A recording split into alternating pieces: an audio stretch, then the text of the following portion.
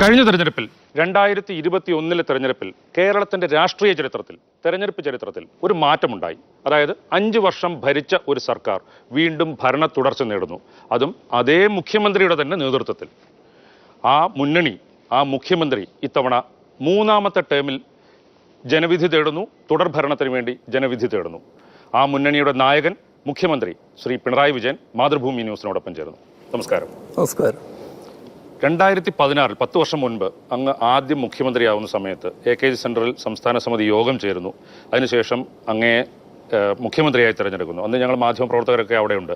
അതിനുശേഷം അങ്ങേ ഓരോ നേതാക്കളായിട്ടും ഒക്കെ വന്ന് കാണുമ്പോൾ മാധ്യമപ്രവർത്തകരുടെ കൂട്ടത്തിൽ ഞാനും ഉണ്ടായിരുന്നു. അന്ന് അധികം ആരും കേൾക്കാതെ താങ്കളോടൊരു ചോദ്യം ചോദിച്ചു. ഒരു അഭിമുഖം ഉടനെ കിട്ടുമോ എന്നുള്ളതായിരുന്നു അന്നത്തെ ചോദ്യം. അന്ന് താങ്കൾ ചിരിച്ചുകൊണ്ട് പറഞ്ഞ മറുപടി, ഞാൻ റെയിലുമേൽ ഒന്ന് കയറിക്കോട്ടെ എന്നുള്ളതായിരുന്നു. അപ്പോൾ ആ റെയിലുമേൽ ആ വണ്ടി കയറി 5 വർഷം കഴിഞ്ഞു. ഇപ്പോൾ 10 വർഷമാകുന്നു. ആ വണ്ടിക്ക്, ആ റെയിൽമേക്കർ വണ്ടിക്ക് വേഗത, ശക്തി കൂടിയോ കുറഞ്ഞു? അതിന് നല്ല ജനപിന്തുണ ലഭിച്ചു എന്നുള്ളതാണ് വസ്തുത. ഏത് ഘട്ടത്തിലും സംസ്ഥാന ഭരണത്തിന് ജനപിന്തുണയാണ് പ്രധാനം. അത് വേണ്ടതിലധികം കേരളത്തിൽ എല്ലാ കാര്യങ്ങളിലും ലഭിച്ചിട്ടുണ്ട്. പ്രത്യേകിച്ച് നാടിൻ്റെ പ്രതിസന്ധി ഘട്ടങ്ങളിൽ ഒരുപാട് ദുരന്തങ്ങൾ ഏറ്റുവാങ്ങേണ്ടി വന്ന ഘട്ടമാണ് ആദ്യത്തെ 5 വർഷക്കാലം. രണ്ടാമത്തതിലുമുണ്ട്, എന്നാൽ ഏറ്റവും കൂടുതൽ ആദ്യത്തതിലാണ്. ആ സമയം ജനങ്ങൾ ഒറ്റക്കെട്ടായി നിന്നു എന്നത് നമ്മുടെ അതിജീവനത്തിന് വലിയ കരുത്തായി. അതുകൊണ്ട് തന്നെ രാജ്യവും ലോകവും ശ്രദ്ധിക്കത്തക്ക രീതിയിലുള്ള അതിജീവനം കേരളത്തിന് സാധ്യമാക്കാനായി. എന്നാൽ നമുക്ക് ആവശ്യമായ സഹായം കേന്ദ്രത്തിൽ നിന്ന് ലഭിക്കേണ്ടതാണ്. അത് ലഭിച്ചില്ല എന്ന വസ്തുത നിലനിൽക്കുന്നുണ്ട്. എങ്കിലും നമ്മൾ തളർന്നു പോയില്ല, തകർന്നു പോയില്ല. നല്ല അതിജീവനം നമുക്ക് നടത്താൻ കഴിഞ്ഞു. പിന്നെ നടപ്പിലാക്കിയ പദ്ധതികൾ ഓരോന്നും ജനങ്ങൾ ആഗ്രഹിച്ചവയായിരുന്നു. ഒന്ന് മുടങ്ങിക്കിടക്കുന്നവയാണ്. അവയോരോന്നോരോന്നായി പ്രാവർത്തികമാക്കാൻ കഴിഞ്ഞു. നല്ല പിന്തുണ പൊതുവെ ജനങ്ങളിൽ നിന്നുണ്ടായി. പദ്ധതികളോടുള്ള എതിർപ്പുകൾ ആ ഘട്ടത്തിലും ഉയർന്നിരുന്നു. പക്ഷേ സർക്കാർ പദ്ധതിയോടൊപ്പം നിൽക്കുകയും എതിർക്കുന്നവരെ കാര്യങ്ങൾ ബോധ്യപ്പെടുത്താൻ ശ്രമിക്കുകയും ചെയ്തു. അതിൽ നല്ല വിജയം നേടാൻ കഴിഞ്ഞു. അതോടൊപ്പം തന്നെ പുതിയ കാര്യങ്ങൾ ഏറ്റെടുക്കൽ ജനങ്ങൾ ആഗ്രഹിക്കുന്ന കാര്യങ്ങളാണ്. തകർച്ച സംഭവിച്ച മേഖലകൾ പുനരുദ്ധരിക്കൽ, അതും നല്ല രീതിയിൽ നടത്താനായി. അപ്പോൾ ശരിയായ ട്രാക്കിൽ തന്നെ മുന്നോട്ട് പോകാനായി എന്നതാണ് ഈ ഘട്ടത്തിൽ തിരിഞ്ഞു നോക്കുമ്പോഴുള്ള അനുഭവം. ഇപ്പോൾ 10 വർഷമായി. ഇപ്പോൾ എന്തായാലും ജനങ്ങളുടെ ഇടയിൽ ഒരു എതിർ അഭിപ്രായം ഉണ്ടാകും. അപ്പോൾ ജനങ്ങൾ ഒരു മാറ്റത്തിന് വേണ്ടി വോട്ട് ചെയ്യും എന്നുള്ളതാണ് എതിർപക്ഷത്തുള്ളവർ, അത് പ്രതിപക്ഷം വിചാരിക്കുന്നത്. അപ്പോൾ അതിനു വേണ്ടിയിട്ടുള്ള ക്യാമ്പയിൻ അവരുടെ ഭാഗത്തുനിന്നുണ്ടാകും. അപ്പോൾ ഈ മാറ്റത്തിന്, വെറുതെ ആണെങ്കിൽ ഒരു മാറ്റത്തിന് വേണ്ടി ഒരു വോട്ട് എന്നുള്ള രീതിയിൽ ഉള്ള പ്രചരണം വന്നു കഴിഞ്ഞാൽ അങ്ങനെ മാറേണ്ടതില്ല എന്നുള്ളത് ജനങ്ങളെ ബോധ്യപ്പെടുത്താൻ ഇടതുമുന്നണി എന്താണ് ജനങ്ങളുടെ മുന്നിലേക്ക് പറയുന്നത്? സാധാരണ നിലക്ക് അത്തരമൊരു സാഹചര്യം ഉണ്ടാവുക ഒരു ഭരണവിരുദ്ധ വികാരം ഉണ്ടാവും. ഭരണത്തിൻ്റെ ഭാഗമായി ജനങ്ങൾക്ക് ഇഷ്ടമില്ലാത്ത, താല്പര്യമില്ലാത്ത ഒട്ടേറെ നടപടികൾ സർക്കാർ സ്വീകരിക്കുമ്പോഴാണ് ആ തരത്തിലൊരു വികാരം സൃഷ്ടിക്കാനാവുക. നമ്മുടെ കേരളത്തിൻ്റെ അനുഭവം പരിശോധിച്ചാൽ എല്ലായിടങ്ങളിലും ബന്ധപ്പെടാൻ കഴിഞ്ഞാൽ കാണാൻ കഴിയുന്നൊരു കാര്യം, ഗവൺമെൻറ്റിനെതിരെയുള്ള അത്തരമൊരു വികാരം നിലനിൽക്കുന്നില്ല എന്നതാണ്.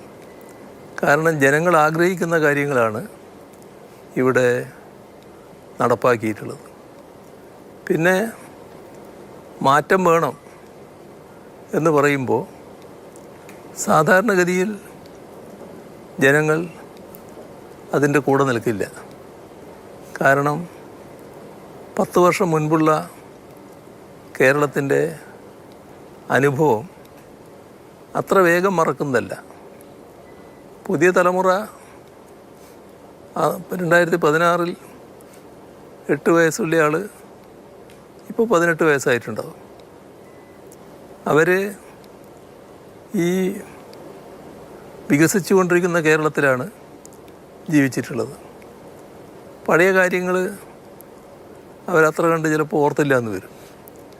പക്ഷേ അല്ലാത്തവരെല്ലാം പഴയ അനുഭവം നല്ലതുപോലെയുള്ളവരാണ്. അപ്പോൾ എങ്ങനെയാണ് നാട് മാറി വന്നത് എന്നത് എല്ലാവർക്കും നല്ല ബോധ്യമുണ്ട്. ഒരു ഉദാഹരണം പറഞ്ഞാൽ, നമ്മുടെ നാട്ടിൽ 2016 നമ്മൾ സഞ്ചരിക്കുമ്പോൾ പല സ്ഥലത്തും എത്തുമ്പം അറിയാതെ മൂക്കമർത്തി പിടിച്ചു പോകും. കാരണം ദുർഗന്ധം പലയിടത്തും ഉണ്ടായിരുന്നു, മാലിന്യങ്ങൾ കെട്ടിക്കിടക്കുന്നുണ്ടായിരുന്നു.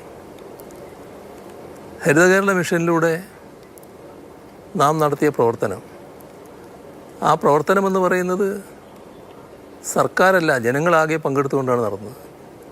കാരണം ജനങ്ങളെ ബോധവൽക്കരിക്കലാണ് അതിൻ്റെ ഭാഗമായിട്ട് പ്രധാനമായിട്ട് നടന്നത്. അതിൻ്റെ ഫലം നോക്കിയാൽ മതി. ഇപ്പം ഞാനതിൻ്റെ മറ്റാകെ കാര്യങ്ങൾ പറയുന്നില്ല.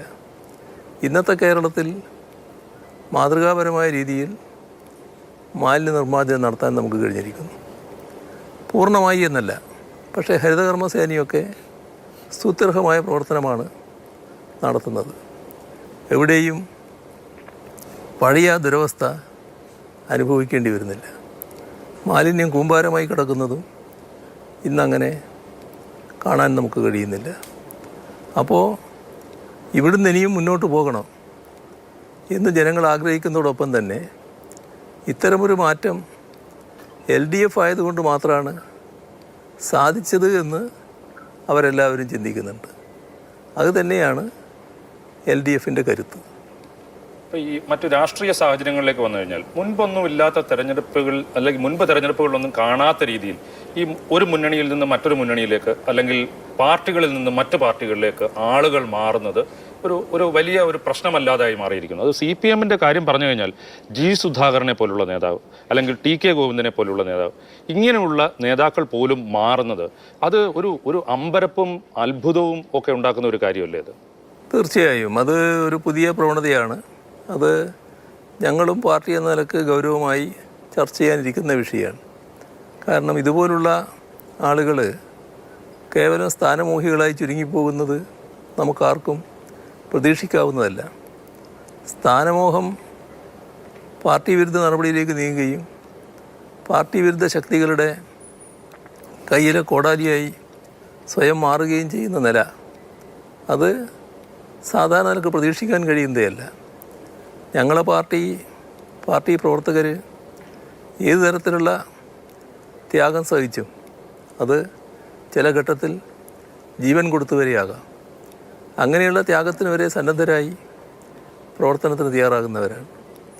അത്തരം ആളുകൾ, ദശാബ്ദങ്ങളുടെ പാരമ്പര്യമുള്ളവർ, എല്ലാ ഘട്ടത്തിലും പാർട്ടി അവരുടെ കൂടെ നിന്നിട്ടുണ്ട്, പാർട്ടിയോടൊപ്പം അവർ നിന്നിട്ടുണ്ട്.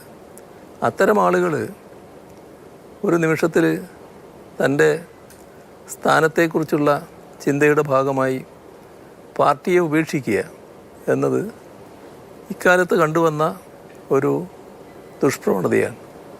അത് ഗൗരവമായി തന്നെയാണ് ഞങ്ങൾ കാണുന്നത്.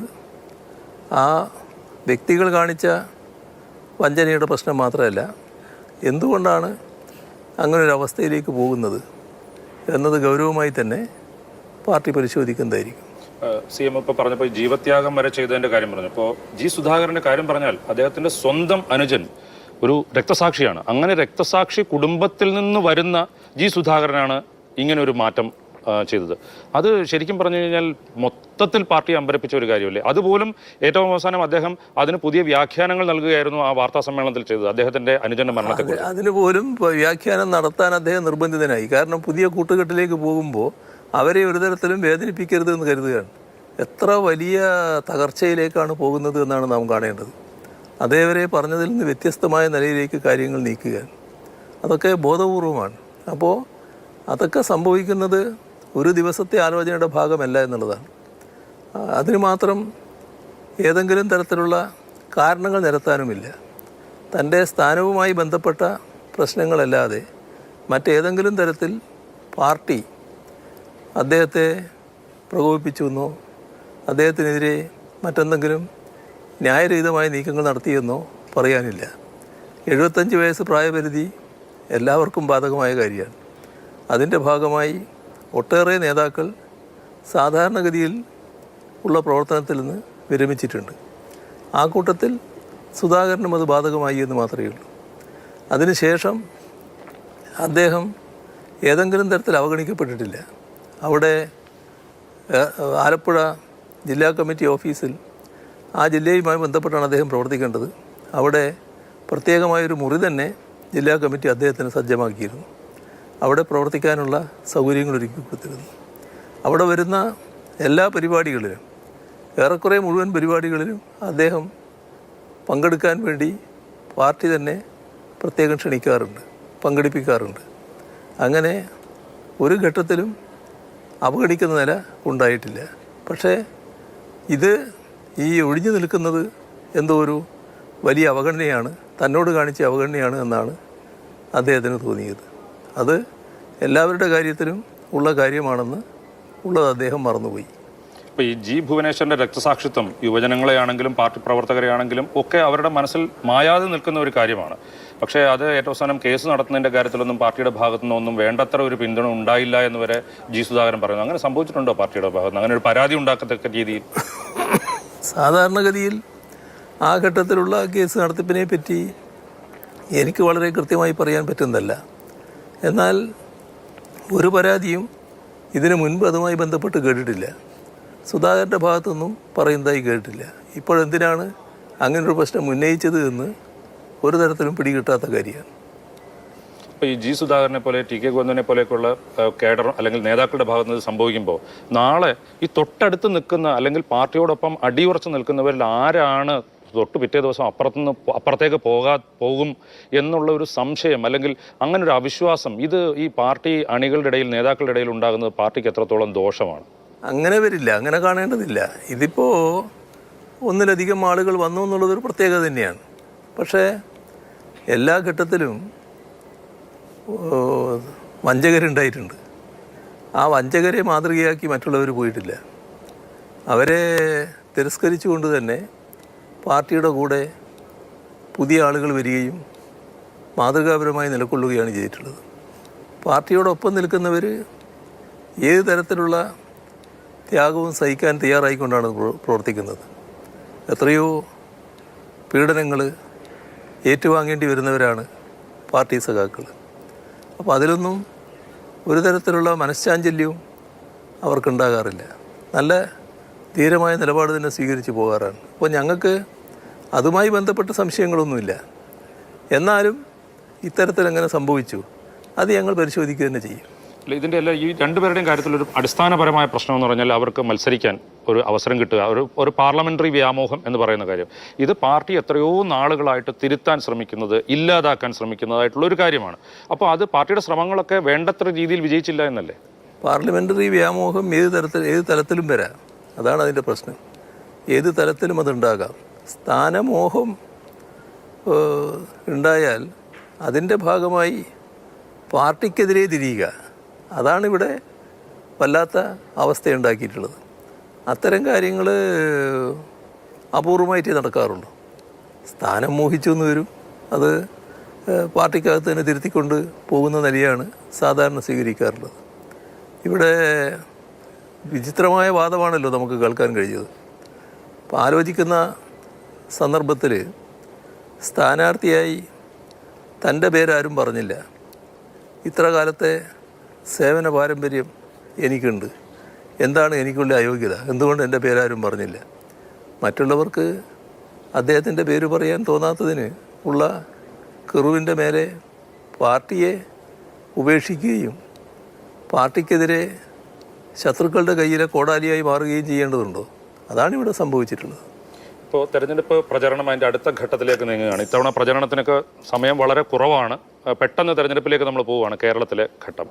അപ്പോൾ ഇന്നിപ്പോൾ വന്ന ഒരു കാര്യം, കോൺഗ്രസിൻ്റെ ഭാഗത്തു നിന്ന് വന്ന ഒരു പ്രധാനപ്പെട്ട ആക്ഷേപം BJPയും CPMഉം തമ്മിൽ പാലക്കാട് ഡീലാണ് എന്നുള്ളതാണ്. അവിടെ ഒരു ദുർബലനായ സ്ഥാനാർത്ഥിയെ നിർത്തിയത് BJPയെ വിജയിപ്പിക്കാൻ വേണ്ടിയിട്ടാണ് എന്നുള്ളതാണ് കോൺഗ്രസ് നേതാക്കൾ ഉന്നയിക്കുന്ന ആരോപണം.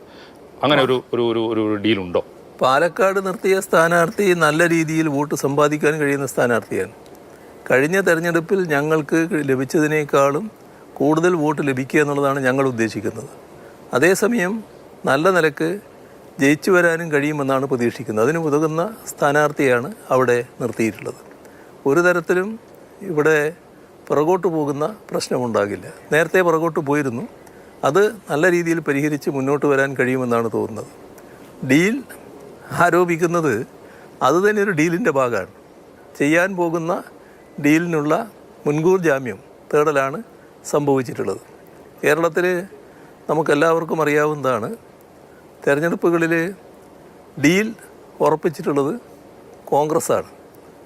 കോൺഗ്രസും BJPയും ലീഗും ചേർന്നാണ് എല്ലാ ഘട്ടത്തിലും ഡീലുകൾ ഉറപ്പിച്ചിട്ടുള്ളത്. അതിനവർക്ക് ഒന്നും തടസ്സമായിട്ടില്ല. BJPയുമായി കൂട്ടുചേരുന്നതിന് ഒരു തടസ്സവും ഉണ്ടായിട്ടില്ല. നേരത്തെ കോലീബി സഖ്യം ആദ്യത്തെ വടകര പാർലമെൻറ്റ് സീറ്റിലും ബേപ്പൂർ അസംബ്ലി സീറ്റിലും ഒരുക്കിയത് ഇതേ ആലോചനക്കാരാണ്. അന്ന് കുറേ വർഷങ്ങൾക്ക് മുൻപാണെങ്കിലും ആ സ്ഥിതി പിന്നീടും കേരളത്തിൽ തുറന്നിട്ടുണ്ട്. പല ഘട്ടങ്ങളിലായി പല വിധത്തിലുള്ള കൂട്ടുചേരലുകൾ സംഭവിച്ചിട്ടുണ്ട്. ഇപ്പോൾ കേരളത്തിലെ തദ്ദേശ സ്വയംഭരണ സ്ഥാപനങ്ങളെടുത്താൽ പലയിടങ്ങളിലും ഇവർ തമ്മിൽ യോജിച്ച ഭരണം നടക്കുന്നുണ്ട്. അപ്പോൾ BJPയുമായി ആവശ്യാനുസരണം കൂട്ടുചേരുന്നതിനൊരു പ്രയാസമില്ല.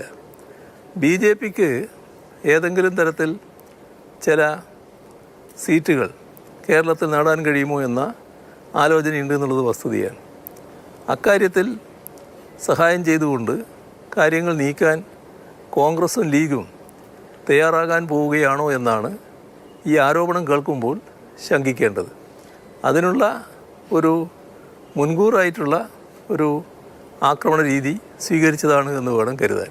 ഇപ്പോൾ ഈ തെരഞ്ഞെടുപ്പിൻ്റെ ഒരു പ്രചരണ ഘട്ടത്തിൽ ഒരുപക്ഷെ അവരൊരു പ്രധാനപ്പെട്ട ഒരു പ്രചരണ ആയുധമായിട്ട് ഇത് മുന്നോട്ട് കൊണ്ടുപോകാനുള്ള സാധ്യതയുണ്ട്. പ്രത്യേകിച്ചും ഈ ന്യൂനപക്ഷങ്ങൾ ഇടതുപക്ഷത്തിൽ നിന്ന് അകന്നു എന്നൊരു ആഖ്യാനം നിലനിൽക്കുന്ന, അല്ലെങ്കിൽ അത്തരത്തിലുള്ളൊരു പ്രചരണം നിലനിൽക്കുന്ന സാഹചര്യത്തിൽ ഇതുകൂടി കൊണ്ടുവരിക എന്നുള്ളത് UDF മുന്നോട്ട് കൊണ്ടുപോവുകയാണെങ്കിൽ ഇടതുപക്ഷം എങ്ങനെ നേരിടുക? ഇടതുപക്ഷത്തിന് അതിനെപ്പറ്റി യാതൊരു ശങ്കയില്ല. കാരണം ഇവിടെ കോൺഗ്രസ്സാണ് BJPയുടെ B ടീമായി പ്രവർത്തിക്കുന്നത്. കോൺഗ്രസ് കേരളത്തിൽ മാത്രമല്ല, രാജ്യത്ത് തന്നെ BJPയുടെ B ടീമായി പ്രവർത്തിക്കുകയാണ്. ഇപ്പോൾ നമുക്കെല്ലാവർക്കും അറിയാവുന്ന വസ്തുതയാണ്, BJPക്ക് ഇന്നുള്ള സ്വാധീന ശക്തി വെച്ച് രാജ്യത്തെ ഏതെങ്കിലും ഒരു പ്രതിപക്ഷ പാർട്ടിക്ക് മാത്രമായിട്ട് BJPയെ പരാജയപ്പെടുത്താനാകില്ല. അപ്പോൾ ഒരു വിശാലമായ യോജിപ്പുണ്ടാവണം. ആ യോജിപ്പിലൂടെ വേണം BJPയെ പരാജയപ്പെടുത്താൻ. ആ പരാജയപ്പെടുത്തൽ എല്ലായിടങ്ങളിലും വേണം. എന്നാൽ അതിനുതകുന്ന സമീപനവും ഹൃദയവിശാലതയുമാണോ കോൺഗ്രസ് കാണിക്കുന്നത്? ഞാൻ ഉദാഹരണങ്ങൾ മാത്രമേ ചൂണ്ടിക്കാണിക്കുന്നുള്ളൂ, സമയച്ചുരുക്കം കൊണ്ട് വളരെ വിശദമായിട്ട് പോകുന്നില്ല. ഇപ്പോൾ ഡൽഹി വടക്കേ ഇന്ത്യയിൽ ഒറ്റപ്പെട്ടൊരു സ്ഥലമായിട്ട് കിടക്കുകയായിരുന്നു. BJPക്കെതിരെയായിരുന്നു. BJPക്ക് ഭരണമുണ്ടായിരുന്നില്ല. ഇപ്പോഴത്തെ സ്ഥിതിയല്ല ഞാൻ പറയുന്നത്, നേരത്തെയുള്ളത്. അവിടെ AAPയും കെജ്രിവാളും. കോൺഗ്രസ് അവരെ പ്രധാന ശത്രുവായി കണ്ടില്ലേ? BJP പ്രതിപക്ഷ പാർട്ടി നേതാക്കന്മാർക്കെതിരെ ആക്രമണങ്ങൾ നടത്തുന്നതിൻ്റെ ഭാഗമായി കെജ്രിവാൾ ഗവൺമെൻറ്റിനെതിരെ നടപടികൾ നീക്കി. അതിൻ്റെ ഭാഗമായി ഒരു മന്ത്രിയെ അറസ്റ്റ് ചെയ്തു. കോൺഗ്രസ് എന്താ ചെയ്തത്? ആ അറസ്റ്റിനെ അപലപിക്കുകയല്ല, കോൺഗ്രസ് അത് ശക്തമായ രംഗത്ത് വന്നു. എന്തുകൊണ്ട് കെജ്രിവാളിനെ അറസ്റ്റ് ചെയ്യുന്നില്ല എന്ന് ചോദിച്ചിട്ട്. കെജ്രിവാളിനെ അറസ്റ്റ് ചെയ്തപ്പോൾ പടക്കം പൊട്ടിച്ച് ആഹ്ലാദിച്ചു. അതിൻ്റെ തുടർച്ചയായി ഇപ്പോൾ സംഭവിച്ചെന്താ? ആ കേസ് പൂർണ്ണമായിട്ട് കോടതി കെജ്രിവാളിനെ കുറ്റവിമുക്തനാക്കി. യഥാർത്ഥത്തിൽ ആ കോടതിയുടെ തീരുമാനം BJPക്കേറ്റ അടിയാണ്. എന്നാൽ അതിനേക്കാളും കോൺഗ്രസ്സിന് മുഖത്തേറ്റ അടിയായില്ലേ? അവിടെ തെരഞ്ഞെടുപ്പ് വന്നപ്പോൾ ആ തെരഞ്ഞെടുപ്പിൽ AAPക്കാണല്ലോ BJPയെ നേരിടാനാകുക. AAPക്കെതിരെയല്ലേ കോൺഗ്രസ് നിന്നത്. അവരുടെ ഉള്ള സ്വാധീനം അത് മുഴുവൻ BJPക്ക് സഹായമായിട്ടല്ലേ ഉപയോഗിച്ചത്. ഒരു B ടീമായില്ലേ അവിടെ. ഹരിയാനയിൽ ആരെങ്കിലും BJP തിരിച്ചു വരുമെന്ന് കണക്കാക്കിയിരുന്നു? എങ്ങനെയാണ് തിരിച്ചു വരാൻ പറ്റിയത്? അവിടെയുള്ള യോജിപ്പിന് തടസ്സമായ നിലപാട് കോൺഗ്രസ് സ്വീകരിച്ചല്ലോ. അതിൻ്റെ ഭാഗമായല്ലേ BJPക്ക് അവസരമൊരുക്കിയത്. അവിടെയും BJPയുടെ B ടീമായി മാറുകയല്ലേ ചെയ്തത്. ബീഹാർ അടക്കമുള്ള സംസ്ഥാനങ്ങളിൽ എവിടെയൊക്കെ തെരഞ്ഞെടുപ്പ് നടന്നോ അവിടങ്ങളിലൊക്കെ ആ തെരഞ്ഞെടുപ്പിനെ ആദ്യഘട്ടത്തിൽ കലക്കുന്ന നിലയല്ലേ കോൺഗ്രസ് സ്വീകരിച്ചത്. അനാവശ്യമായ സംഘർഷങ്ങൾ സൃഷ്ടിക്കലായിരുന്നില്ലേ. അത് BJPക്ക് അവസരമൊരുക്കലല്ലേ.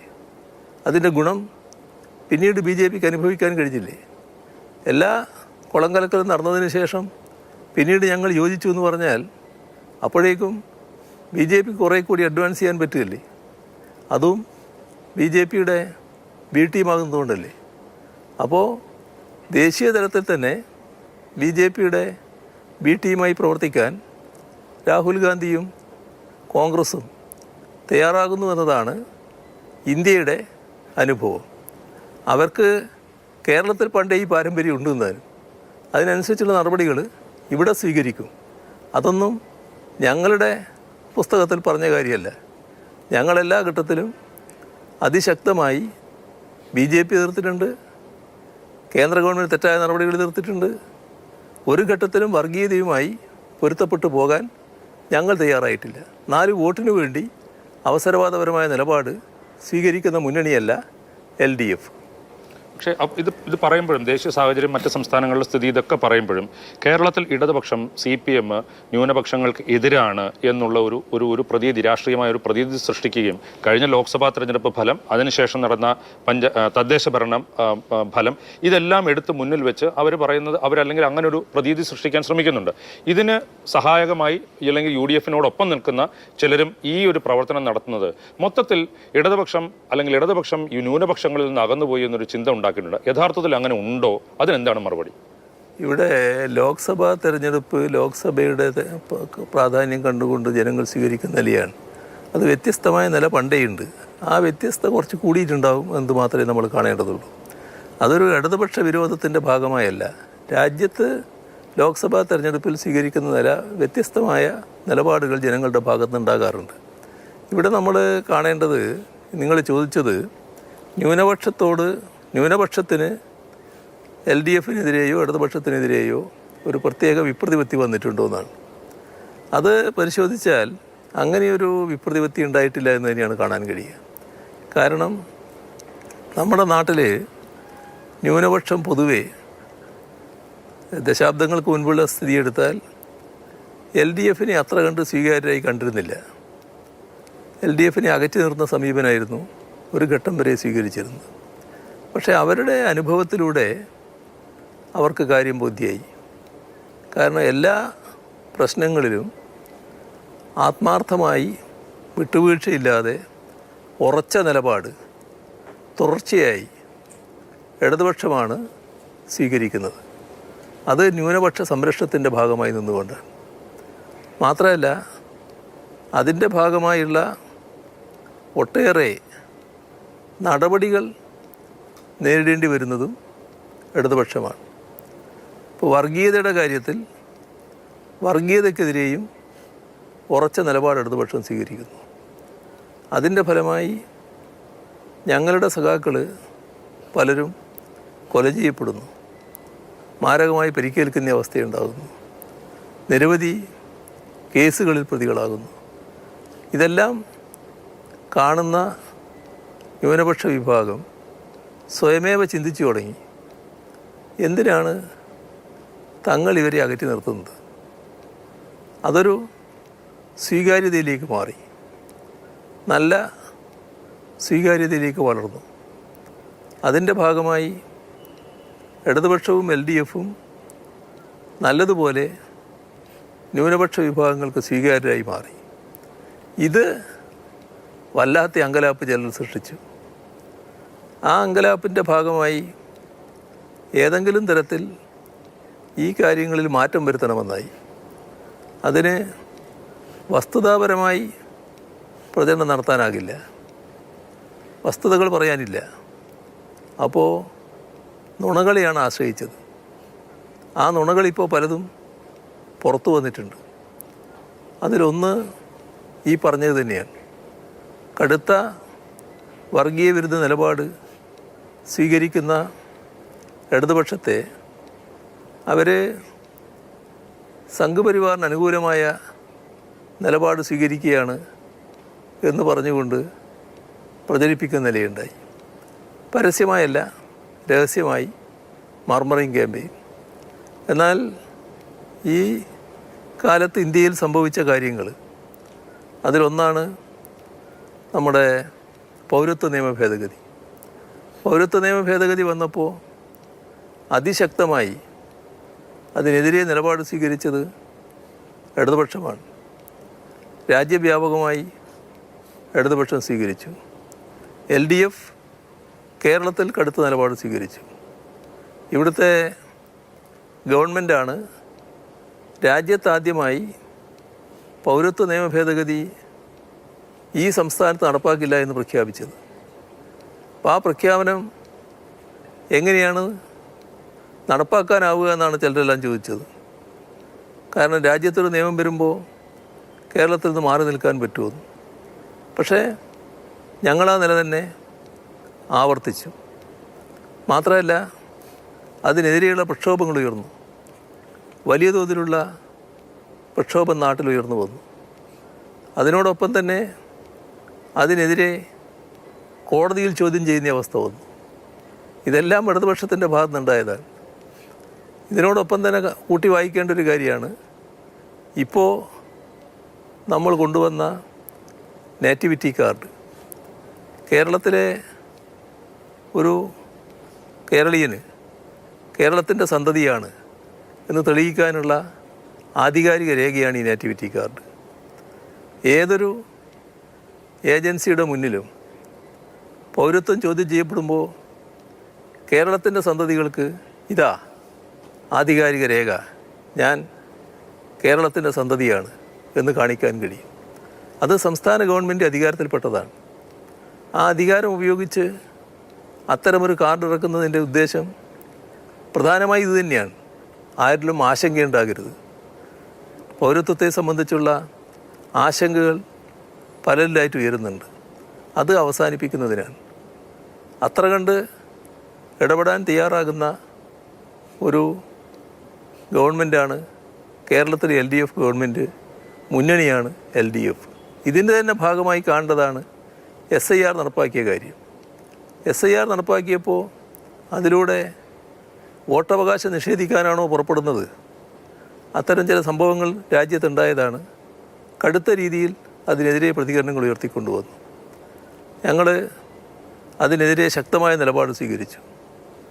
പ്രമേയം നിയമസഭ പാസ്സാക്കുന്ന നിലയുണ്ടായി. ചോദ്യം ചെയ്യുന്ന അവസ്ഥയും ഉണ്ടായി, കോടതിയിൽ ചോദ്യം ചെയ്യുന്ന അവസ്ഥ.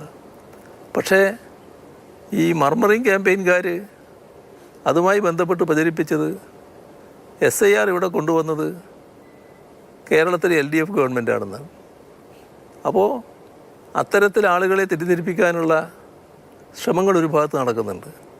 പാവപ്പെട്ടവർ ചിലപ്പോൾ അത് വിശ്വസിച്ച് തെറ്റിദ്ധരിച്ചു എന്ന് വരാം. പക്ഷേ എല്ലാ കാലത്തേക്കും അല്ലത്. യഥാർത്ഥ വസ്തുത അവരുടെ അടുത്ത് എത്തുമ്പോൾ ആ തെറ്റിദ്ധാരണ മാറും.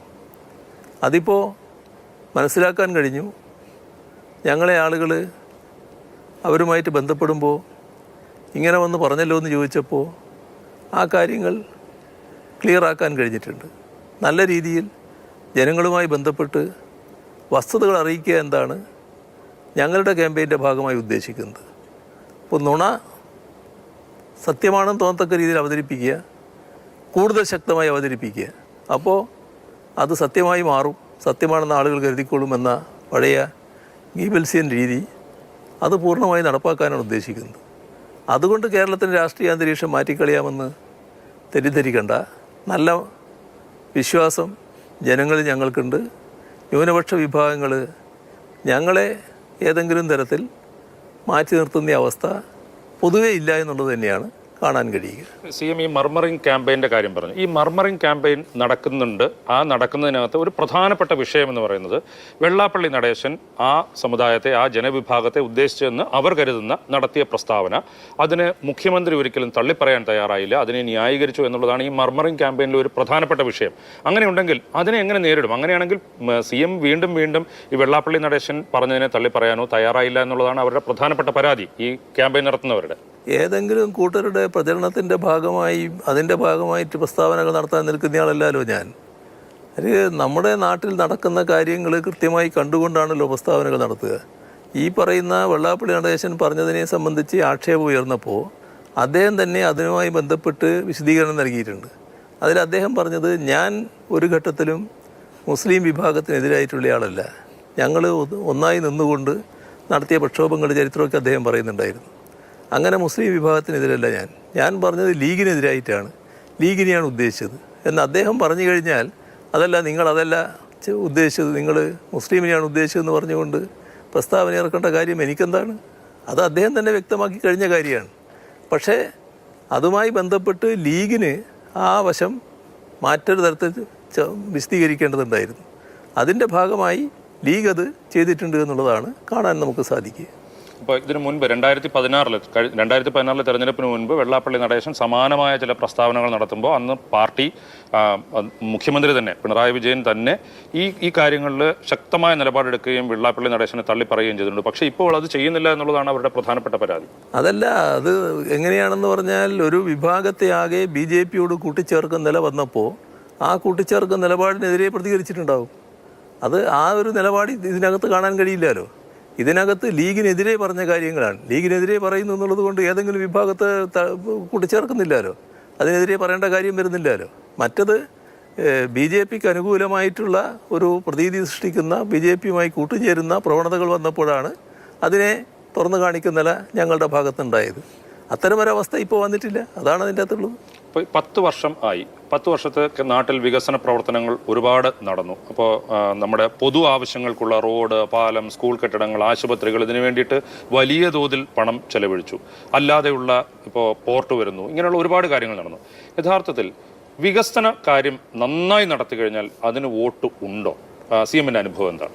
അല്ല, വികസനത്തെ നാട്ടുകാർ താല്പര്യപ്പെടുന്നൊരു കാര്യമാണ്. വികസന കാര്യങ്ങൾക്ക് വിലയില്ല എന്ന് നമ്മൾ കാണേണ്ടതില്ല.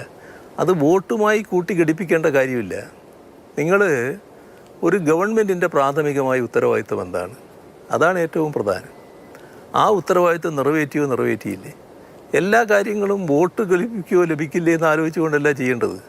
ഇവിടെ ഒരു പദ്ധതി നടപ്പാക്കുന്നു, ആ പദ്ധതിയെ എതിർക്കാൻ ചിലർ വരുന്നു. ഗവൺമെൻറ് ആരെ കൂടെ നിൽക്കണം? പദ്ധതി നാടിന് ആവശ്യമാണെങ്കിൽ ആ പദ്ധതിയുടെ കൂടെ നിൽക്കണം, എതിർക്കുന്നവരുടെ കൂടെയല്ല നിൽക്കേണ്ടത്.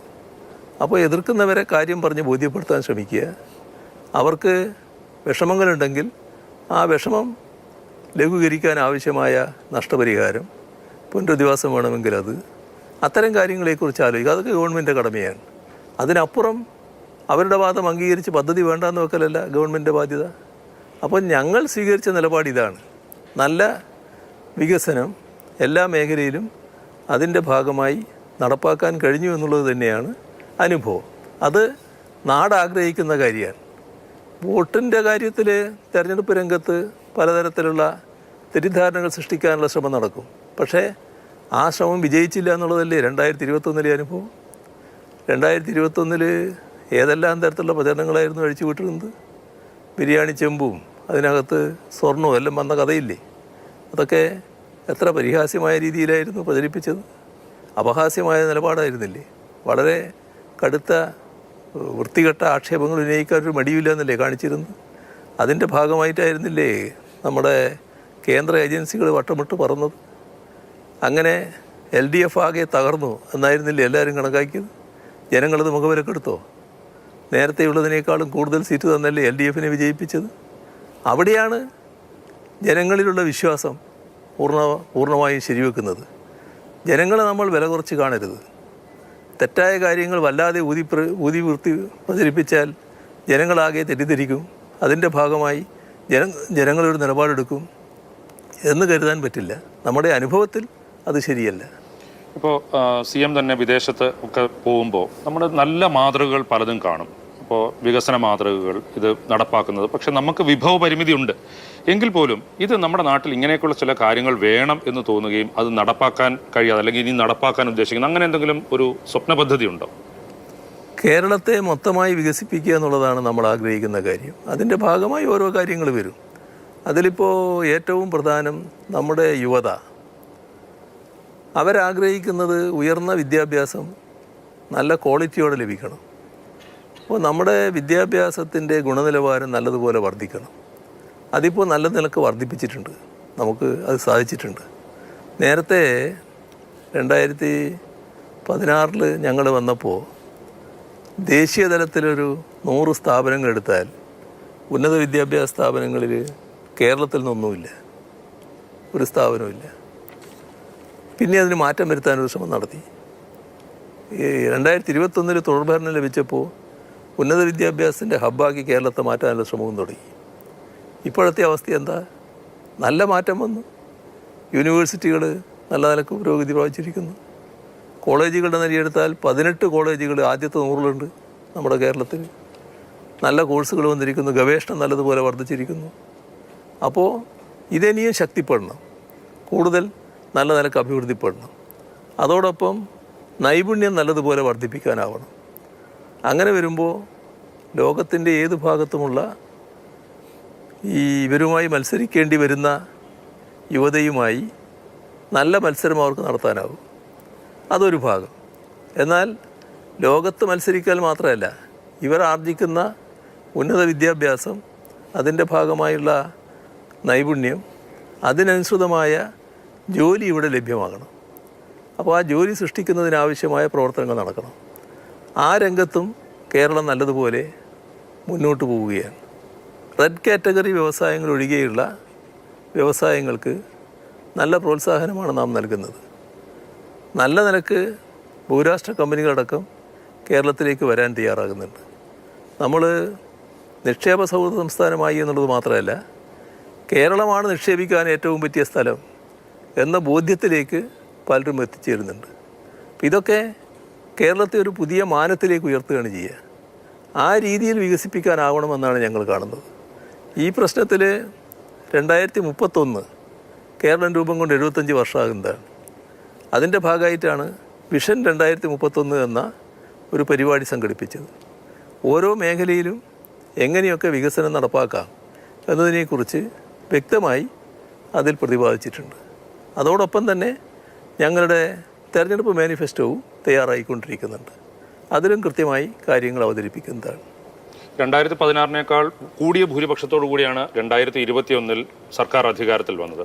അപ്പോൾ ജനങ്ങളുടെ കൂടുതൽ വിശ്വാസം ആർജിക്കാനായി. പക്ഷേ എങ്കിൽ പോലും മുഖ്യമന്ത്രിയെക്കുറിച്ച് ജനങ്ങളുടെ ഇടയിൽ ഉള്ളൊരു ഇംപ്രഷൻ എന്ന് വെച്ചാൽ ജനങ്ങളുമായിട്ട് അധികം ഒരു സമ്പർക്കമോ അത്തരത്തിലുള്ളൊരു ബന്ധം കുറവാണ്. ആ ഒരു ഡിസ്റ്റൻസ് എന്ന് പറയുന്നത് കുറയ്ക്കണം, അല്ലെങ്കിൽ കുറെ കൂടി ജനങ്ങളുമായിട്ട് ഇഴുകിച്ചേരണം എന്ന് തോന്നിയിട്ടുണ്ടോ? അതൊരു കുറവായിട്ട് തോന്നിയിട്ടുണ്ടോ? അങ്ങനെ എനിക്ക് തോന്നിയിട്ടില്ല. കാരണം വേണ്ട കാര്യങ്ങൾ വേണ്ട രീതിയിൽ ചെയ്യാൻ കഴിയുന്നുണ്ടോ എന്നുള്ളതാണ് പ്രശ്നം. ആ കാര്യങ്ങൾക്ക് സമയം ചെലവഴിക്കേണ്ടതായിട്ടുണ്ട്. ആ ചെലവഴിക്കുന്നതിൽ കുറവുണ്ടെങ്കിൽ അത് നികത്താൻ സാധിക്കണം. അതിൽ അത്രത്തോളം പോരായ്മകൾ ഉണ്ടായി എന്ന് എൻ്റെ അനുഭവത്തിലില്ല.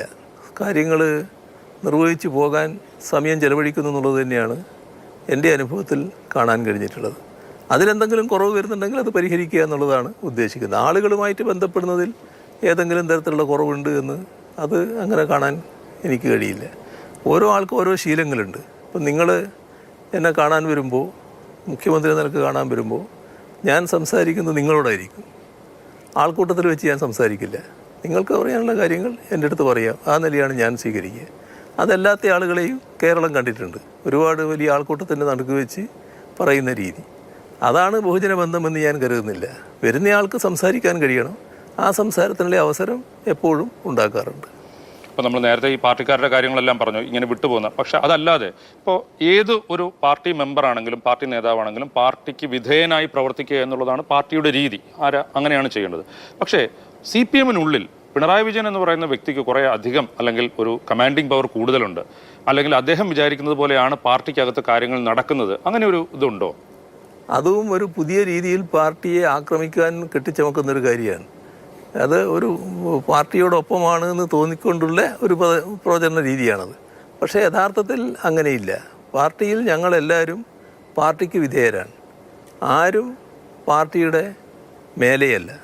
ഏത് സ്ഥാനത്തിരുന്നാലും പാർട്ടി പൊതുവെ തീരുമാനിക്കുന്ന കാര്യങ്ങൾ അനുസരിക്കാൻ ബാധ്യസ്ഥരാണ്. ഇതാണ് പൊതുവിൽ നടക്കുന്ന രീതി. ഞാൻ ഇങ്ങനെയാണെങ്കിലും ദീർഘകാലം 10-18 വർഷം കേരളത്തിലെ പാർട്ടി സെക്രട്ടറിയായി പ്രവർത്തിച്ചതാണല്ലോ. സെക്രട്ടറി എന്ന നിലയിൽ പ്രവർത്തിക്കുമ്പോഴും ഞങ്ങളുടെ കൂട്ടായ തീരുമാനമാണ് ഞങ്ങൾക്ക് പ്രധാനം. അതിൽ സെക്രട്ടറി ഒറ്റയ്ക്കല്ല തീരുമാനം എടുക്കുക, കൂട്ടായിട്ടാണ്. അപ്പോൾ ഞങ്ങളെപ്പോഴും കൂട്ടായ ചർച്ചയ്ക്കും തീരുമാനത്തിനുമാണ് പ്രാമുഖ്യം കൊടുക്കുന്നത്. എല്ലാവരും ആരായാലും പാർട്ടിക്ക് വിധേയരാണ്. ഇതാണ് ഞങ്ങളത് രീതി. പാർട്ടി സംസ്ഥാന സെക്രട്ടറി ഗോവിന്ദൻ മാഷ് പറഞ്ഞത് 3ാമതും സർക്കാർ അധികാരത്തിൽ വരും, പിണറായി വിജയൻ തന്നെ ആയിരിക്കും മുഖ്യമന്ത്രി എന്ന് അദ്ദേഹം പറഞ്ഞു. അതെനിക്കറിയില്ല. കാരണം ഞങ്ങൾ മുഖ്യമന്ത്രിയെക്കുറിച്ച് ഇപ്പോൾ ആലോചിച്ചിട്ടേ ഇല്ല. ഞങ്ങളത് എപ്പോഴും ആലോചിക്കാറ് തെരഞ്ഞെടുപ്പിന് ശേഷം മാത്രമാണ്. ആ തെരഞ്ഞെടുപ്പിന് ശേഷമുള്ള സാഹചര്യം വെച്ചുകൊണ്ടാണ് തീരുമാനമെടുക്കുക. ഇപ്പോൾ അതങ്ങനെ പറയാനേ കഴിയുന്ന കാര്യമല്ല. ഏതായാലും ഒരു കാര്യം ഉറപ്പാണ്, LDF വിജയിച്ചു വരും. മുഖ്യമന്ത്രി ആര് എന്നുള്ളത് പിന്നീട് തീരുമാനിക്കുക മാത്രമേ ചെയ്യൂ. ഇപ്പോൾ BJP പറയുന്നത് BJPയെ കൂട്ടാതെ അവർ സീറ്റ് ജയിക്കും, അവരെ കൂട്ടാതെ കേരളത്തിലൊരു ഭരണം സാധ്യമല്ല എന്ന് പറയുന്നത്. അങ്ങനത്തെ ഒരു സിറ്റുവേഷൻ വരുമോ? അതെല്ലാം മോഹമാണ്. ആർക്കും എന്തും മോഹിക്കാലോ. BJPക്ക് ഒരു സീറ്റും ലഭിക്കില്ല എന്നുള്ള വിശ്വാസത്തിലാണ് ഞാൻ നിൽക്കുന്നത്. ഇപ്പോൾ കഴിഞ്ഞ പ്രാവശ്യം മുഖ്യമന്ത്രിയുടെ ഏറ്റവും വളരെ വൈറലായ ഒരു സ്റ്റേറ്റ്മെൻ്റ് ആയിരുന്നു, അവർ അക്കൗണ്ട് തുറന്നു, ആ അക്കൗണ്ട് ഞങ്ങൾ ഈ പ്രാവശ്യം പൂട്ടിക്കും എന്ന് പറഞ്ഞു. അപ്പോൾ ഇത്തരത്തിൽ BJPയുടെ കാര്യത്തിൽ ശക്തമായ നിലപാട് പറയുക. അതുപോലെ തന്നെ പ്രധാനമന്ത്രിയെക്കുറിച്ചാണെങ്കിലും അല്ലെങ്കിൽ അമിത്ഷായെക്കുറിച്ചാണ്. ഒരിക്കൽ അമിത്ഷായെക്കുറിച്ച് പറഞ്ഞത് ഞങ്ങളുടെ സർക്കാരിനെ പിടിച്ച് താഴെയിടാൻ ഈ തടിയൊന്നും പോരാ എന്ന് പറഞ്ഞു. പക്ഷേ പിണറായി വിജയൻ എന്ന പാർട്ടി നേതാവ്, മുഖ്യമന്ത്രി BJPയെ വിമർശിക്കുന്നതിൻ്റെ കാര്യത്തിൽ, നേതാക്കളെ വിമർശിക്കുന്നതിൻ്റെ കാര്യത്തിൽ അല്പം പുറകോട്ട് പോയിട്ടുണ്ട്. അപ്പോൾ BJPയുമായിട്ടൊരു മൃദു സമീപനമാണ് ഉള്ളത് എന്ന വിമർശനം, ഇതിനെ എങ്ങനെയാണ് താങ്കൾ നേരിടുക? അല്ല, ഞങ്ങൾക്ക് ഒരു മൃദു സമീപനത്തിൻ്റെ പ്രശ്നമില്ല. ഞങ്ങൾ വിമർശിക്കേണ്ടതിനെ എപ്പോഴും വിമർശിക്കുന്നുണ്ട്. വിമർശിക്കേണ്ട കാര്യങ്ങളെ വിമർശിച്ചുകൊണ്ട് തന്നെയാണ് പോകുന്നത്. ഒരു ഘട്ടത്തിലും അതിന് അയവ് വരുത്തിയിട്ടില്ല. ഞങ്ങളാണല്ലോ കേന്ദ്ര ഗവൺമെൻറ് സ്വീകരിക്കുന്ന നിലപാടിനെതിരെ ഡൽഹിയിൽ പ്രക്ഷോഭം നടത്തിയത്. അത് കേന്ദ്ര ഗവൺമെൻറ്റിനെതിരെയുള്ള പ്രക്ഷോഭമായിരുന്നല്ലോ. കേരളത്തിൽ പ്രക്ഷോഭം നടത്തിയല്ലോ. ഞങ്ങൾ അതിനെതിരെ കേസ് പോയല്ലോ. സുപ്രീം കോടതി തന്നെ അത് ശരിവെച്ചല്ലോ. ശരിവെച്ചു എന്ന് പറഞ്ഞാൽ അതിൽ കഴമ്പുണ്ടെന്ന് കണ്ടുകൊണ്ടാണല്ലോ ഭരണഘടനാ ബെഞ്ചിന് വിടുന്നത്. അപ്പോൾ കേന്ദ്ര ഗവൺമെൻറ്റിൻ്റെ തെറ്റായ നടപടികൾക്കെതിരെയുള്ള നിലപാടുകൾ ഞങ്ങൾ സ്വീകരിക്കുന്നുള്ളത് ഞങ്ങളുടെ ഭാഗത്ത് എപ്പോഴും ഉണ്ടല്ലോ. ഇപ്പോൾ നമ്മുടെ ദുരന്തഘട്ടത്തിൽ നമ്മളെ സഹായിച്ചില്ല എന്ന് വന്നപ്പോൾ പ്രധാനമന്ത്രി നരേന്ദ്രമോദി സ്വീകരിക്കുന്ന നിലപാടിനെ ഞങ്ങൾ വിമർശിച്ചല്ലോ. അദ്ദേഹം ഗുജറാത്ത് മുഖ്യമന്ത്രിയായിരിക്കുന്ന കാലത്ത് സ്വീകരിച്ച കാര്യങ്ങൾ പറഞ്ഞുകൊണ്ട് അത് താരതമ്യപ്പെടുത്തിയല്ലോ. അത്തരം കാര്യങ്ങളൊക്കെ ഞങ്ങൾ കൃത്യമായി ചെയ്യുന്നുണ്ടല്ലോ. എന്നാൽ അതിൻ്റെ കൂടെ നിൽക്കാൻ ഏതെങ്കിലും ഘട്ടത്തിൽ കോൺഗ്രസ് തയ്യാറായോ? UDF തയ്യാറായോ? നമ്മുടെ നാടിനു വേണ്ടി ശബ്ദമുയർത്താൻ തയ്യാറായോ? BJPയുടെ ഗവൺമെൻറ് ചെയ്യുന്ന തെറ്റായ കാര്യങ്ങൾ, നമ്മുടെ നാടിനെതിരായി ചെയ്യുന്ന കാര്യങ്ങൾ വിമർശിക്കാൻ തയ്യാറായോ? എന്താണ് അവർക്കതിന് പ്രയാസം? ഞങ്ങൾ ചോദിച്ചല്ലോ, നമുക്കൊന്നിച്ച് പ്രക്ഷോഭം നടത്തിക്കൂടെ? തയ്യാറായില്ലല്ലോ. എന്തുകൊണ്ടാണ് തയ്യാറാകാത്തത്? BJPക്കെതിരെ പ്രക്ഷോഭം നടത്താൻ എന്താണ് അവർ മടി കാണിക്കുന്നത്? അപ്പം ഞങ്ങൾ എല്ലാ കാര്യത്തിലും എല്ലാ ഘട്ടത്തിലും സ്വീകരിച്ച നിലപാട് ഇതാണല്ലോ. കേരളത്തിൽ നിന്ന് വലിയ തോതിൽ MP-മാർ UDF-നുണ്ടല്ലോ. 2018 മഹാപ്രളയം വന്നപ്പോൾ ആ പ്രളയത്തിൽ സഹായമില്ലാത്ത നില വന്നപ്പോൾ ഗവൺമെൻറ്റിനെതിരെ, കേന്ദ്ര ഗവൺമെൻറ്റിനെതിരെ അരേ അക്ഷരം പാർലമെൻറ്റിൽ സംസാരിക്കാൻ അവരാരെങ്കിലും തയ്യാറായോ? കേരള ഗവൺമെൻറ്റിനെ കുറ്റപ്പെടുത്താനല്ലേ നോക്കിയത്. അപ്പോൾ അവിടെയെല്ലാം BJPയോട് ചേർന്ന് നിൽക്കാനല്ലേ താല്പര്യം കാണിച്ചത്. അതല്ലേ 2021 ആകുമ്പോഴേക്ക് നിങ്ങളെല്ലാം കണ്ടതല്ലേ. രാവിലെ ഒരു നേതാവ് UDF-ൻ്റെ ഭാഗത്ത് സംസാരിക്കുകയാണെങ്കിൽ ഉച്ചയ്ക്ക് ശേഷം BJPയുടെ നേതാവ് അതേ കാര്യങ്ങൾ ആവർത്തിക്കുന്നു. എന്തൊരു മാനസിക ഐക്യമായിരുന്നു! എത്ര യോജിപ്പോടെയാണ് അവർ LDF-നെ നേരിടാൻ പുറപ്പെട്ടത്. ഇതൊക്കെ കേരളം കണ്ട കാര്യങ്ങളല്ലേ. അപ്പോൾ അവരോടൊപ്പം ചേർന്ന് നിന്ന് അവരുടെ സഹായം സ്വീകരിച്ച് അവരുടെ ഏജൻസികളെ ഉപയോഗിച്ച് LDF-നെ തകർക്കാൻ പറ്റുമെന്ന് നോക്കിയത് എല്ലാം UDF അല്ലേ, കോൺഗ്രസ് അല്ലേ. അതല്ലേ നമ്മുടെ അനുഭവം. ഞങ്ങൾ അത്തരം നെറികേടുകൾക്കൊന്നും ഒരിക്കലും നിൽക്കാറില്ല. കോൺഗ്രസിനെതിരെ പറയേണ്ട കാര്യങ്ങളുണ്ടെങ്കിൽ കോൺഗ്രസിനെതിരെ പറയും. BJPക്കെതിരെ പറയേണ്ട കാര്യങ്ങൾ BJPക്കെതിരെ പറയും. BJPക്കെതിരെ കോൺഗ്രസുമായി അടക്കം സഹകരിച്ച് പ്രക്ഷോഭം നടത്തണമെങ്കിൽ അതിന് ഞങ്ങൾ സന്നദ്ധമാണെന്ന് പറഞ്ഞാൽ അതിന് സന്നദ്ധത കാണിക്കാത്ത നിലയല്ലേ കോൺഗ്രസ് സ്വീകരിച്ചിട്ടുള്ളത്. ഇതല്ലേ നമ്മുടെ അനുഭവം. അവസാനമായിട്ട് ഒരു കാര്യം കൂടെ, ഇപ്പോൾ ഈ തെരഞ്ഞെടുപ്പിൽ മത്സരിക്കാനൊക്കെ ആളുകൾ താല്പര്യപ്പെടുന്നു, അത്തരത്തിലുള്ള ഒരുപാട് കാര്യങ്ങൾ നമ്മൾ ഈ തെരഞ്ഞെടുപ്പ് ഘട്ടത്തിൽ കണ്ടു. CM ആദ്യം തെരഞ്ഞെടുപ്പിൽ മത്സരിക്കുമ്പോൾ 25-ാമത്തെ വയസ്സിലാണ് MLA ആവുന്നത്. അന്ന് MLA ആയിട്ട് മത്സരിക്കാൻ വേണ്ടി പാർട്ടി തിരഞ്ഞെടുക്കുമെന്നോ അത്തരത്തിലുള്ള വല്ല ചിന്ത ഉണ്ടായിരുന്നോ? ഇതൊക്കെ അറിഞ്ഞപ്പോൾ അതിന് ആദ്യ തെരഞ്ഞെടുപ്പ് ഓർമ്മ എങ്ങനെയാണ്? അത് ഒരു ചിന്തയില്ല. അന്ന് യഥാർത്ഥത്തിൽ ഞാൻ തലശ്ശേരിയിലെ മണ്ഡലം സെക്രട്ടറി ആയിട്ട് പ്രവർത്തിക്കുന്ന കാലമാണ്. അപ്പോൾ അന്നത്തെ ആദ്യത്തെ ആലോചന കഴിഞ്ഞതിന് ശേഷം ഈ സ്ഥാനാർത്ഥിയാണ് എന്ന് പറയുന്ന നിലയാണ് ഉണ്ടായത്. അതവിടെ മണ്ഡലം കമ്മിറ്റി യോഗത്തിൽ അവതരിപ്പിക്കും. അതിനുശേഷം അതിന് പൊതുവായിട്ട് അംഗീകാരം വന്നു. അതിൻ്റെ ഭാഗമായിട്ട് മത്സരിക്കാൻ പോകുന്നത് തീർത്തും ഒരു സ്ഥാനാർത്ഥിയായി മാറുന്ന നില അപ്പോഴും വന്നിട്ടില്ല. അങ്ങനെയാണ് കാര്യങ്ങൾ പ്രവർത്തിച്ചു തുടങ്ങിയത്. അന്നേയുള്ള പ്രവർത്തനാനുഭവങ്ങൾ വളരെ വ്യത്യസ്തമായിട്ടുള്ളതാണ്. അന്ന് ആളുകളെ പിന്നെ എല്ലാവരെയും തൊഴുതു സ്വീകരിക്കുന്ന നിലയാണ്. അപ്പോൾ എന്നെക്കുറിച്ച് അന്ന് വലിയ പരാതി തന്നെ തൊഴുന്നില്ലാതായിരുന്നു, വലിയ പരാതിയായിരുന്നു. അങ്ങനെയെല്ലാം ഉള്ള ഒരുപാട് കാര്യങ്ങളുണ്ട്. പിന്നെ ഒരുപാട് പ്രശ്നങ്ങൾ ആ ഘട്ടത്തിൽ നമുക്ക് നേരിടേണ്ടി വന്നിട്ടുണ്ട്. എന്നാൽ നല്ല രീതിയിൽ ആളുകൾ ഒരു ചെറുപ്പക്കാരൻ എന്ന നിലക്ക് സ്വീകരിച്ചു എന്നുള്ളതാണ് എല്ലായിടത്തെയും അനുഭവം. അതിൻ്റെ ഭാഗമായിട്ടാണ് അന്ന് ചെറിയ വോട്ടിനാണെങ്കിലും ജയിച്ചു വരാൻ കഴിഞ്ഞത്. അന്നത്തെ തെരഞ്ഞെടുപ്പ് രീതി, പ്രചരണ രീതി അതും ഇതുമായിട്ടൊക്കെ ഒരുപാട് വ്യത്യാസം. ആകെ ഒരു വാഹനമാണ്, ആ വാഹനത്തിന് ഒന്ന് വെച്ചാണ് പ്രചരണം. അതാണ് വസ്തുത. അന്നത്തെ നില നോക്കിയാൽ തലശ്ശേരിയിൽ തെരഞ്ഞെടുപ്പ് പിന്നെ പാട്യം ഗോപാലൻ ജയിലിൽ കിടന്നുകൊണ്ടാണ് തെരഞ്ഞെടുപ്പിനെ നേരിട്ടത്.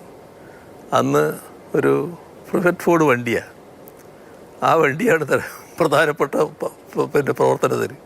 ഒറ്റ വണ്ടി, അതിൻ്റെ ഭാഗമായിട്ടാണ് പ്രവർത്തനം. അങ്ങനെയെല്ലാം കൊണ്ടൊരു കാലമായിരുന്നു ആദ്യം. പക്ഷെ അത് മാറി, നാട് മാറി, കാലം മാറി, പലതരത്തിലുള്ള മാറ്റങ്ങൾ വന്നല്ലോ. അങ്ങനെയുള്ള നാട്ടുകാരുടെ മുമ്പിൽ ഇപ്പോൾ തൊഴുകയോ അല്ലെങ്കിൽ ഇതൊന്നും ആവശ്യമില്ലാത്തതുകൊണ്ടാണ് ഇവിടെ ഈ ധർമ്മട മണ്ഡലത്തിൽ നമ്മൾ ചുറ്റി നടന്ന് കണ്ടു കഴിഞ്ഞാൽ പിണറായി വിജയൻ എന്ന സ്ഥാനാർത്ഥിയുടെ വലിയ ഫ്ലെക്സോ വലിയ ബോർഡോ പോസ്റ്ററോ ഒന്നും കാണാനില്ലല്ലോ. അതിൻ്റെ ഒന്നും ആവശ്യമില്ല എന്നാണോ? അല്ല, അത് സാധാരണ നിലക്ക് വരുമല്ലോ. ഇപ്പോൾ വരുന്നല്ലേ ഉള്ളൂ. ഇനി പോസ്റ്ററൊക്കെ വരുമായിരിക്കും. ഇപ്പോൾ തുടക്കമല്ലേ ഉള്ളൂ. ഒന്നിനും ഒരു ധൃതി കാണിക്കുന്ന രീതി ഇവിടുത്തെ LDF-നൊന്നുമില്ല. അതിൻ്റെ ഭാഗമായിട്ടാണത്. പോസ്റ്ററൊക്കെ വരുമായിരിക്കും. ഒറ്റൊരു കാര്യം കൂടെ, ഈ മുഖ്യമന്ത്രി എന്നുള്ള രീതിയിൽ മുഖ്യമന്ത്രി ചെല്ലുന്ന എല്ലാ ചടങ്ങിനും അതിൻ്റെ ഒരുക്കങ്ങൾ, സെക്യൂരിറ്റി കാര്യങ്ങളെല്ലാം നമ്മൾ നേരത്തെ അതിൻ്റെ സംവിധാനങ്ങളെല്ലാം ചെയ്യും. പക്ഷേ ഈ കുറച്ച് നാൾ 5 വർഷത്തിൽ പ്രത്യേകിച്ച് ഈ രണ്ടാമത്തെ 5 വർഷം ഒരുപാടിടത്ത് ചെല്ലുമ്പോൾ ഈ മൈക്ക് ഒരു പിണങ്ങുന്നത് പോലെ, എന്നിട്ട് CM തന്നെ പിന്നെ ഒരു വലിയ തമാശയായിട്ട് വളരെ രസിച്ച് എടുക്കുന്നത് കണ്ടിട്ടുണ്ട്. അത് പിന്നീട് അല്ലെങ്കിൽ ഒരു ഉദ്യോഗസ്ഥർ അത് അവിടെ ഉണ്ടാകാൻ പാടില്ല എന്ന് പറഞ്ഞ് CM വരുമ്പോഴത്തേക്ക് ഇനി ഒരു കുറ്റവും ഉണ്ടാകാൻ പാടില്ല എന്ന് പറഞ്ഞ് പ്രവർത്തനം നടത്തുന്നില്ല, പിന്നെ എന്താ സംഭവിക്കുന്നത്? അതറിയില്ല. ഏതായാലും അത് സംഭവിക്കുന്നുണ്ടെന്നുള്ള വസ്തുതയാണ്. അത് എന്തുകൊണ്ടാണെന്നറിയില്ല. അങ്ങനെ സംഭവിക്കാറുണ്ട് ചില ഘട്ടത്തിൽ. ഞങ്ങളതുകൊണ്ട് വളരെ ശ്രദ്ധിച്ചാണ് ഇത് ഒരു കുഴപ്പമുണ്ടായിരുന്നു വിചാരിച്ചു തന്നെയാണ് വെച്ചത്. വളരെയധികം നന്ദി. എല്ലാ വിജയാശംസകളും. നന്ദി.